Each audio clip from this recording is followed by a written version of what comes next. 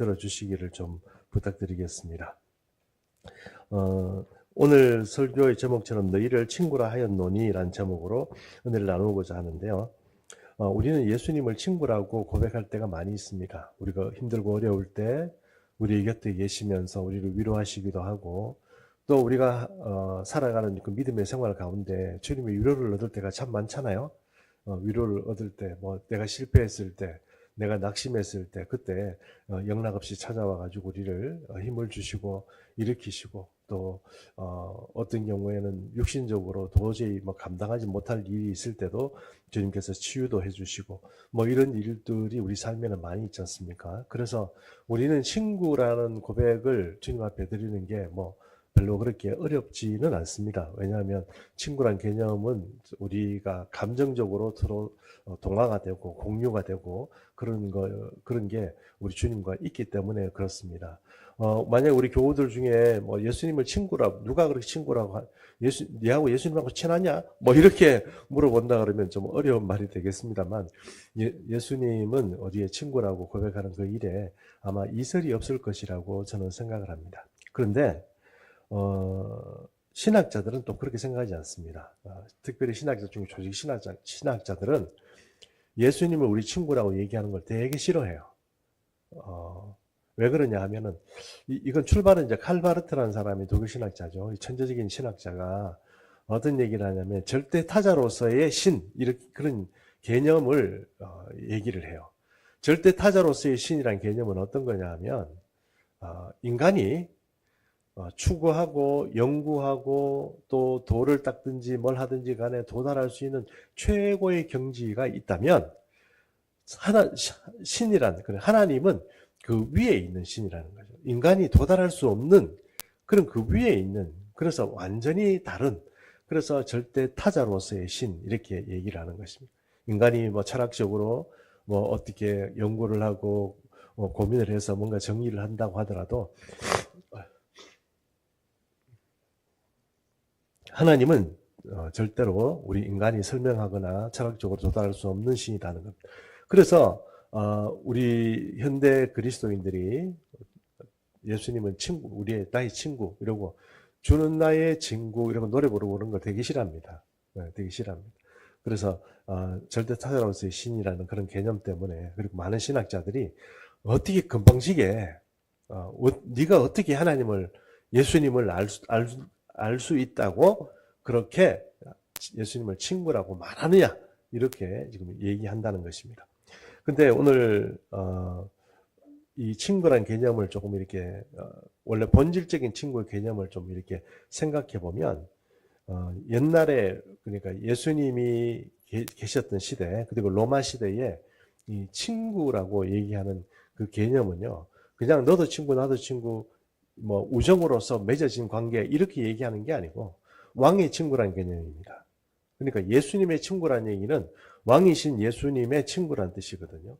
그러면 예수님의 친구라, 왕의 친구다 이런 얘기는 어떤 거냐면, 로마 시대에 혹시 여러분 영화 같은 거 이렇게 한 번씩 보면, 영화 같은 거 보면 이 로마의 황제들이나 이런, 또 혹은 왕세자 이런 사람들이 자기 침대에 누워가지고 신하들하고 담소도 하고, 그리고 어떤 국정에 있어서 중요한 어떤 개념들을 결정하기도 하고 그래요.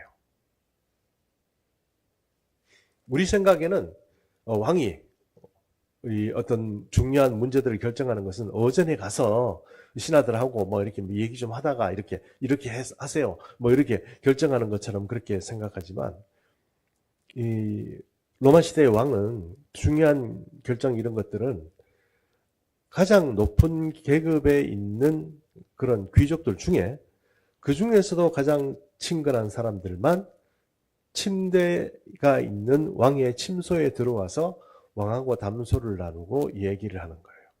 이게 바로 왕의 친구라는 개념입니다. 그러니까 우리가 일반적으로 생각하는 우정으로 맺어지고, 또 우정이라는 그런 개념 가지고 나도 좋고 니도 좋고 이래가지고 친구가 되는 그런 개념이라기보다는, 로마 시대에 혹은 또 예수님께서 오늘 제 아들에게 말씀하시는 그 개념 자체는 그런 개념보다는 바로 왕의 친구로서의 개념이다, 이렇게 우리가 이해하는 것이 좋겠다는 것입니다.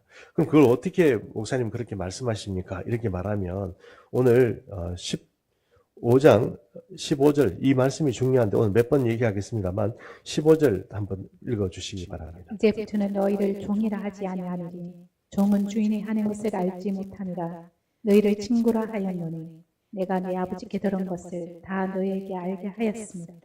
예, 종이라고 그러면 종은 주인이 명령한 대로 하는 거잖아요. 너 이거 해 그러면 군말 없이 해야 되는 거. 그게 종이잖아요. 또 충실한 종이라는 건 뭡니까? 주인의 말에 명령에 충실하게 임하는 종을 그 충실한 종이다 이렇게 말할 수 있죠. 그런데 여기 오늘 이 말씀을 잘 보면 예수님께서 이렇게 말씀합니다. 너희를 친구라 하였노니 왜 그렇게 했냐? 내가 내 아버지께 들은 것을 다 너희에게 어떻게 해요? 알게 하였다 이렇게 말했습니다. 근데 그 얘기는 어떤 얘기입니까? 예수님이 가지고 있는 생각이란 거 이런 것들을 친구니까 다 나누었다는 뜻이거든요. 그러면 예수님이 제자들하고 나누었던 그러니까 친구들하고 나눴다는 그 개념은 어떤 거냐? 아버지 국왕으로부터 들은 이야기, 국왕의 생각, 앞으로 어떤 정치를 해 나갈 것인가, 그리고 뭐 토지를 어떻게 할 것인가, 세금을 어떻게 할 것인가, 그런 모든 개념들이 아들에게 전파가 되고 아들은 그것을 누구에게 얘기해 줍니까? 내 친구들에게 얘기해 주는 개념이죠. 그러므로 우리가 단순히 생각하는 이런 친구, 우정으로 맺어지는 그런 어떤 혼독한 관계, 이런 거를 친구로 말하기보다는 오늘 여기서 말하는 것은 하나님의 비밀, 하나님의 섭리 같은 것들을 알게 되는 그런 독특한 부류의 최상위층의 귀족들, 혹은 주님이 가장 가까이 주님의 침소에 들어올 수 있는 그런 사람들이 나누는 정보, 이런 것들을 가지고 있는, 나누는 그런 사람이 바로 이 친구다 하는 것입니다. 왕의 친구다 하는 것입니다. 그러므로 예수님께서 내 친구다 이렇게 말하는 것은 하나님 나라의 통치, 곧 하나님 나라의 어떤 그림들, 앞으로 어떻게 될 것이고, 완성된 나라는 어떻게 오고, 그 완성된 나라에 나는 언제 임하고, 언제 어떤 나라가 어떻게 될 것이고, 하는 그런 어떤 비밀스러운 이야기들을 제자들은 이해를 하는 것이죠. 왜 그렇습니까? 얘기를 해주니까 그렇다는 거죠. 그것을 절대 타자로서의 신인 개념에서는 여러분 절대로 그런 게 없는 거죠. 우리는 계시를 통하여서 하나님을 알게 됩니다. 계시를 통해서 하나님의 계시를 통해서 알게 되지만 그보다 조금 더 친밀하고 또 하나님께 가까이 있는 개념은 어떤 거냐? 하나님의 예수님의 친구라는 개념이다 이렇게 말할 수 있다는 것입니다. 그럼 우리가 예수 믿는다고 해서 다 예수님의 친구다 이렇게 말할 수는 솔직히 오늘 이 본문의 의미상으로는 좀 말하기 그렇게 어렵지 않겠나 이런 생각이 드는 것입니다. 그러면 이렇게 생각할 수 있습니다. 목사님, 그러면 그게 은혜가 돼요? 우리는 친구다 아닌 겁니까? 이렇게 얘기를 하면 여러분 그런 의미는 아닙니다. 그런데 여러분 이렇게 생각해 보십시오. 우리가 힘들고 어려울 때 우리의 친구로서 우리 곁에 오셔가지고 우리를 도우시는 주님을 우리는 인정합니다. 그건 우리 주님의 원래 그 성품 자체가 우리를 불쌍히 여기시고 긍휼히 여기시고 사랑하시는 마음이 있기 때문에 그렇게 하십니다.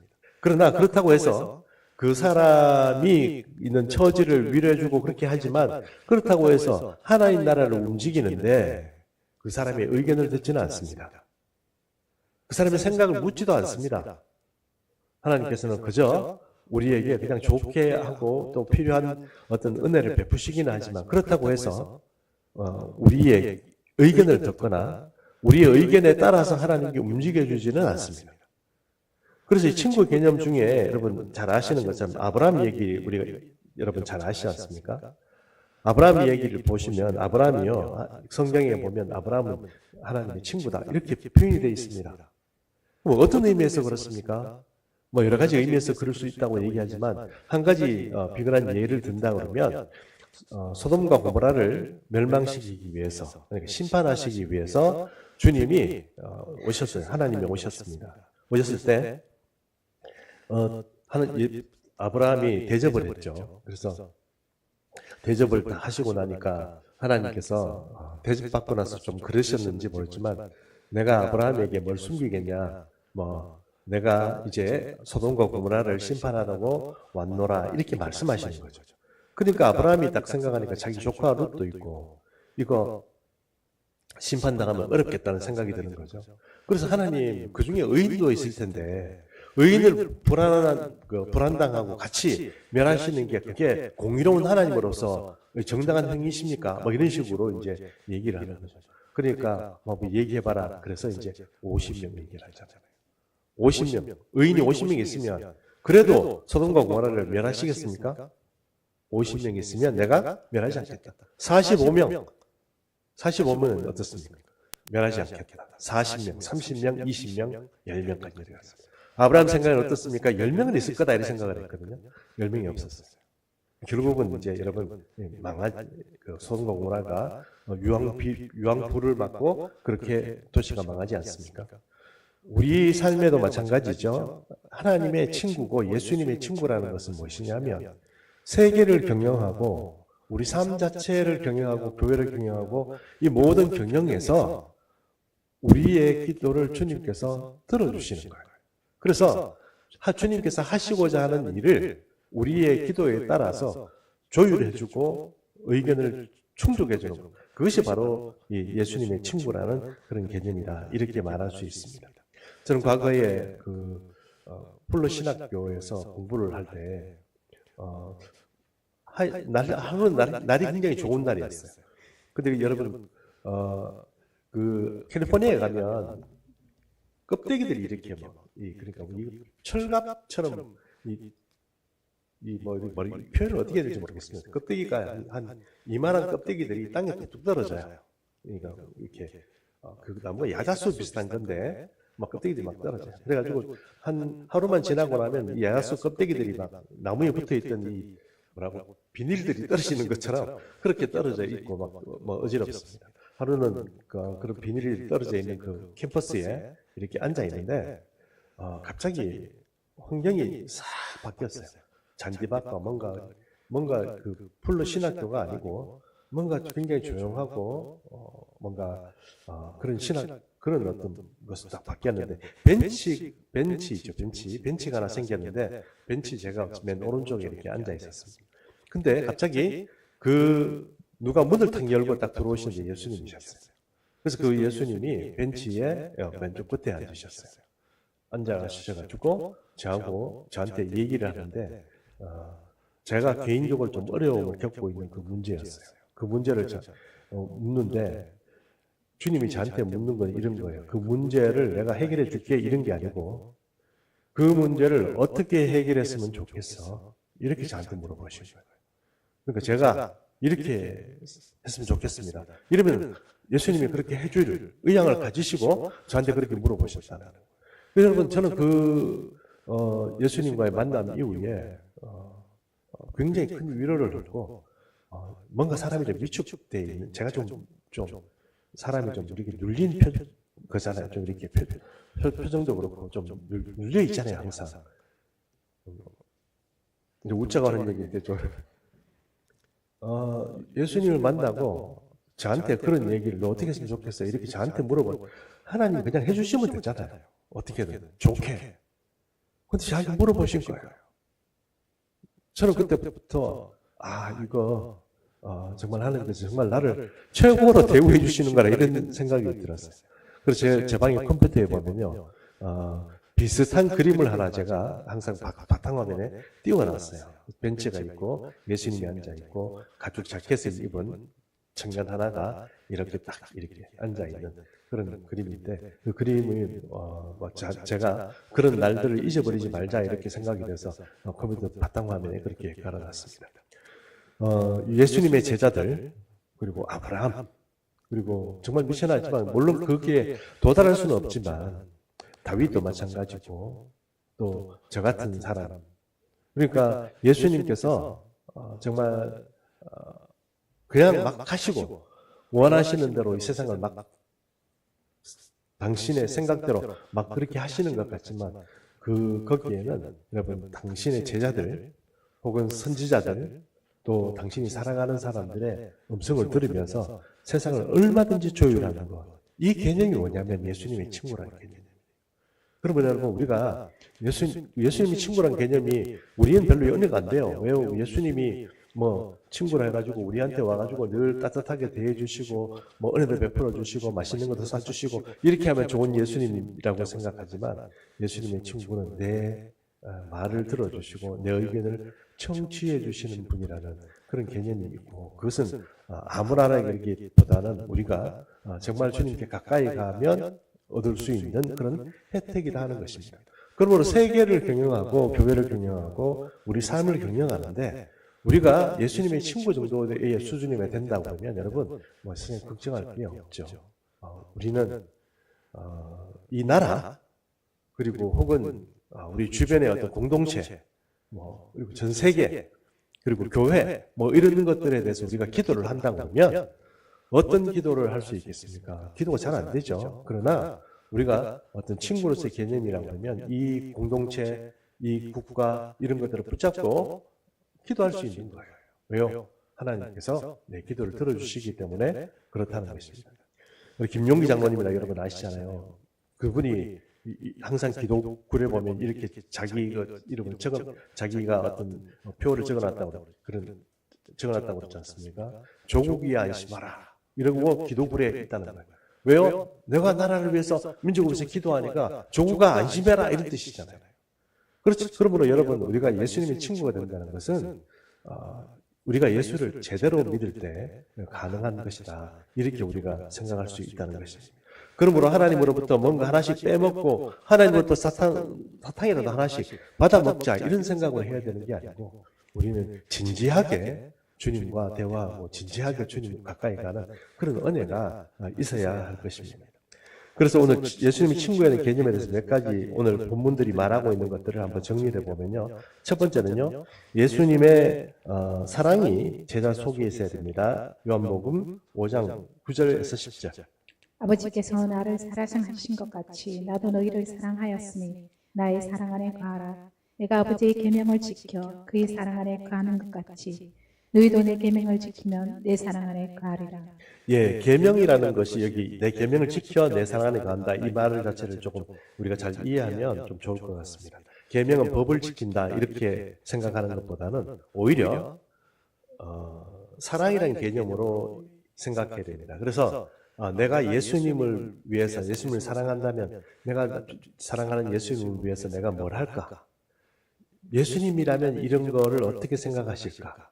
이런 어떤 개념부터 내가 풍성하게 내 속에 가지고 있으면서 살아가는 삶이죠. 그러면서 주님과의 교제를 말하는 것입니다. 거기는 법을 지켜라. 너는 뭐 안식일을 지켜라. 11조를 해라. 뭘 해라. 이런 계명을 지킨다는 그런 개념보다는 주님을 즐겁게 사랑하는 마음으로 내가 죽어도 주님을 사랑하고 죽어도 좋습니다. 뭐 이런 개념으로 주님을 사랑하는 그런 개념이 바로 예수님께서 말씀하신 제자 속에 있는 그런 너희가 나를 사랑하는 그리고 그것이 법으로 지켜진다는 그런 의미라고 할 수 있습니다.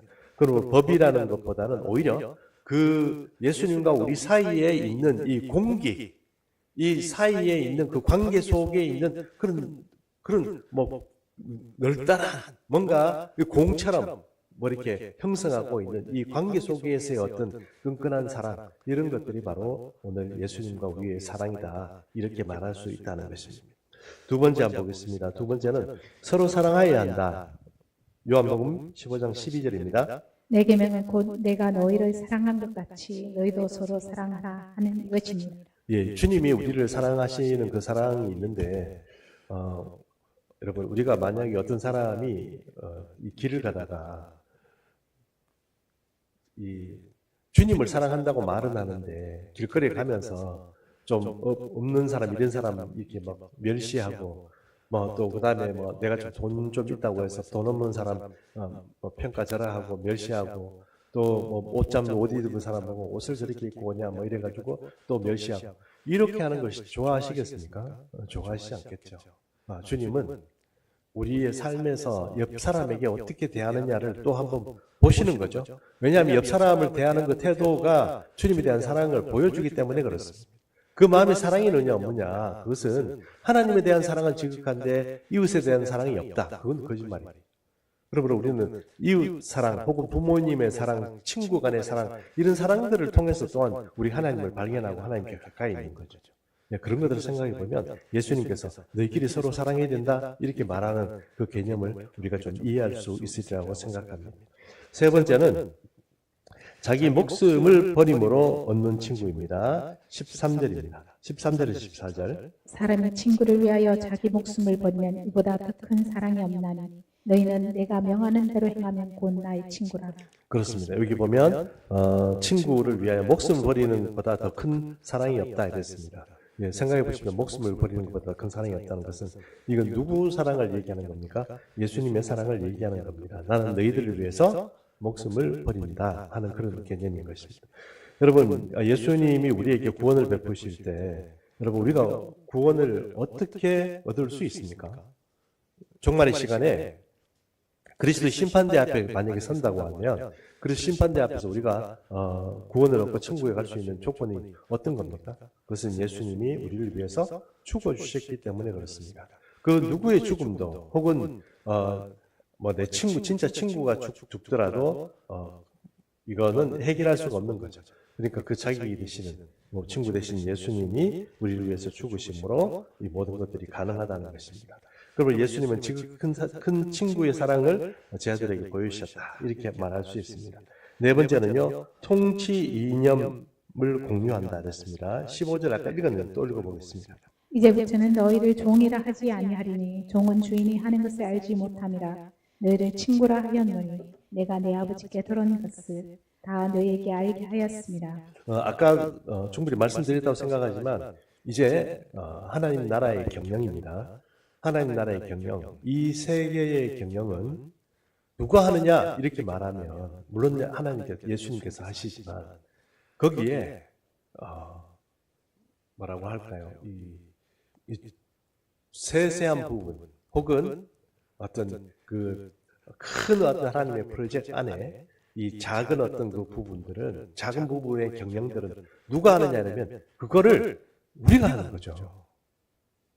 하나님은 큰 거를 경영하고 우리는 작은 그 안에서 작은 경영을 하는 거예요. 그래서 우리가 예수님의 친구예요. 친구라고 하면서 아무것도 안 시키고 너는 야 내 종이니까 너 이것만 해 이렇게 말할 수 있지만 주님은 그렇게 우리에게 명령하시는 게 아니잖아요. 우리에게 뭐 어떠냐? 어떻게 했으면 좋겠냐? 물어보신다는 거예요. 이게 별로 은혜가 안 되는 사람도 있습니다. 우리가 하나님이라는 거룩한 절대 타자로서의 신을 생각하는 분들은 주님께서 우리에게 뭔가 물어보고 뭔가 네 행편을 지금 어때? 뭐 이렇게 물어보시는 그런 거에 대해서 별로 그렇게 하나님이 좋게 해주시면 되죠. 하나님은 절대로 좋게 해주시지 뭐 나한테 물어볼 필요도 없다. 뭐 이렇게 생각하시는 분이 계실지 모르겠지만 하나님은 그렇지 않다는 거예요. 그리고 세계 경영 그리고 교회 경영 이 모든 것에 우리가 작은 부분을 경영할 수 있도록 주님께서 우리에게 개입하시고 우리 삶에 물어보시고 그것을 친구로서 우리를 인정해주는 그런 어떤 것으로 우리 삶을 보살펴 주신다는 것입니다. 그러면 여러분 왜 기도해야 되냐 이렇게 물어보시면 나도 작은 경영을 하기 위해서 기도하는 것이죠. 주님이 내 기도를 들어주시니까요. 기도해도 소용없던데 이렇게 얘기를 하면 뭐 제가 할 말은 없습니다만 주님은 우리의 기도를 들어주시고 우리와 우리의 이야기를 우리의 어떤 의견에 따라서 그렇게 움직여 주시는 분이 바로 우리 주님이시다 하는 것입니다. 그리고 여기 보면 여기 됐고요. 그 다음에 다섯 번째 친구는 전적으로 예수님이 택하십니다. 16절 너희가 나를 택한 것이 아니요 내가 너희를 택하여 세웠나니 이는 너희로 가서 열매를 맺게 하고 또 너희 열매가 항상 있게 하여 내 이름으로 아버지께 무엇을 구하든지 다 받게 하려 합니다. 여러분 과거에 저는 그 신학교를 가는 문제에 있어서 되게 어려움을 겪었습니다. 왜냐하면 하나님께서 나를 택해서 진짜 부르신 건지 아니면 내가 신학교 가고 싶고 그냥 뭐 그래가지고 간 건지 분간이 안 되는 거예요. 물론 나도 개인적으로 내 마음 가운데 열정이 하나님 우리 위해서 일하는 그런 목회자가 됐으면 좋겠다 이런 생각도 있지만 그래도 하나님께 한번 물어보고 싶은 거예요. 정말 내가 하고 싶어서 하는 겁니까? 아니면 주님께서 택해가 나를 부르신 거예요? 이렇게 주님께 계속 질문을 했어요. 그 질문했는데 그 질문의 답이 바로 이 말입니다. 주님의 사람은 그러니까 주님의 친구로 생각하고 제자로 생각했던 사람들은 아무나 제자되는 게 아닙니다, 여러분. 제주에 12명밖에 안 됐잖아요. 그렇잖아요. 수많은 무리들이 예수님을 따랐지만 제자 12명밖에 안 됐잖아요. 그러니까 그 12명은 누가 택한 겁니까? 아버지께서 내게 보내주신 것으로 택했다고 그렇게 말씀하시잖아요.